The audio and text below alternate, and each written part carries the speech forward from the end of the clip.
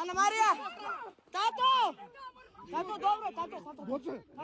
Се бара притвор за таткото и неговите две ќерки, кои вчера насили со закани спрече инспектори на Агенцијата за храна и ветеринарство со правосилно извршно решение да одземат крупен добиток. Јавното обвинителство против нив веќе поведе кривична постапка. Притворот, како што велат од обвинителството, е мерка која ќе спречи опасноста од бегство, но и повторување на делото.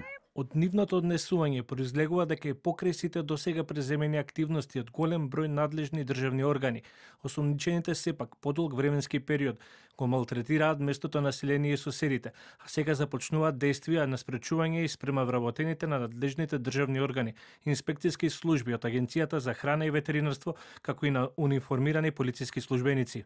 Вчерашниот е само еден од серијата инциденти при одземање на добитокот од поранешниот собственик и неговите ќерки. Пред 3 години лицето се гонело за кривично дело, предизвикување опасност за луѓето од добитокот, но обвинителот одлучил пријавениот да не го гони, туку да плати само парична казна. Обвинителот дополнително утврдил дека немало елементи за кривично дело мачење животни, туку станува збор за обичен прекршок, но за разлика од обвинителството, Агенцијата за храна и ветеринарство констатирала дека животните не се заштитени, страдаат и немаат соодветни услови. Поради ваквите недостатоци, Агенцијата одлучила да ги одземе кравите, но засега само на хартија.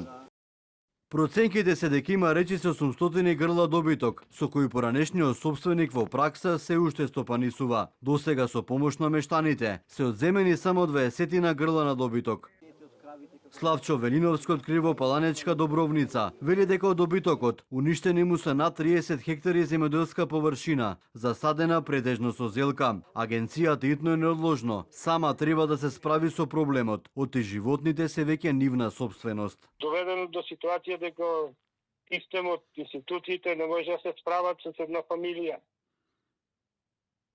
Они функционираат како систем, како институција, покажуваат моќ.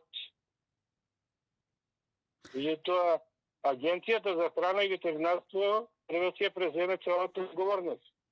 Оти се работи во моментот за нивна стока, која е со судска пресуда или е нивна собственост. Не може Агенцијата за храна, државна институција да